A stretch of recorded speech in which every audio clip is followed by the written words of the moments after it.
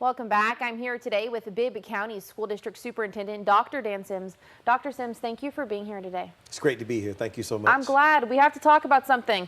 Okay, on Facebook, you made a post earlier this week, and it was sharing a chart of unexcused absences. Now, that chart had some staggering numbers on there. Can you put in perspective, how does that compare to previous years and what you've seen in the past?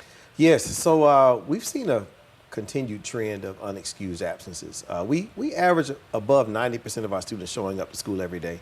But I'm concerned about that 5 to 10% of students who represent absences, and then the large amount of students who have unexcused absences. So to put it in perspective, those are our students who are not at school and whose parents or families have not submitted a sufficient reason as to why he or she is absent. No matter what the reason, my challenge is these are students who, for whatever reason, are missing instruction for however many amount of days. So as I looked at the end of August, I was concerned because I'm starting to see a continued trend that can lead to chronic absenteeism if we remain silent about it. So this was my rally call, just to put the information out and spur some conversation. And we talked about it earlier. How many days can students miss before we start seeing truancy and we start having a bigger problem on our hands? I believe the number is up to 5 unexcused absences when one becomes truant. However, chronic absenteeism is when you miss 10% of the overall amount of days.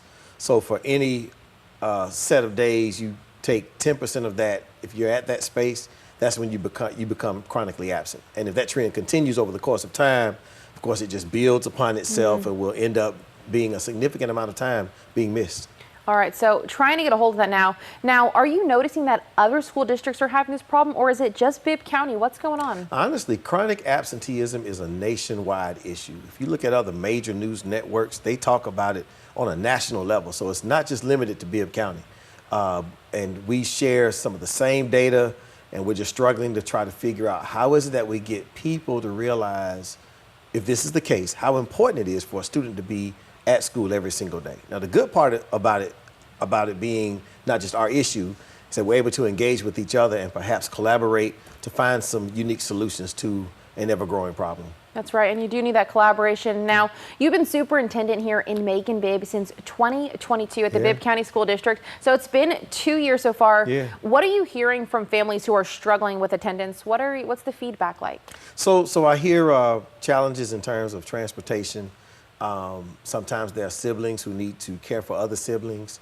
Of course, illness. Now, we're not blind to the fact that illness is a reason that one perhaps needs to miss school, because we don't want everybody sick. But on the unexcused side, those are some of the things that we're hearing. Sometimes it's the case of not having adequate clothing or clean clothing.